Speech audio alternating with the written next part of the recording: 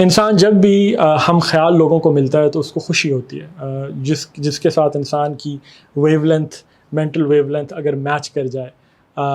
एक सूफ़ी बुज़ुर्ग हैं, वो एक शेर लिखते हैं, अब शेर मुझे एग्जैक्ट याद नहीं है लेकिन पंजाबी उसकी यह है कि दिल दा हाल सुनावा कैनो कोई महरम ना ही मिलया।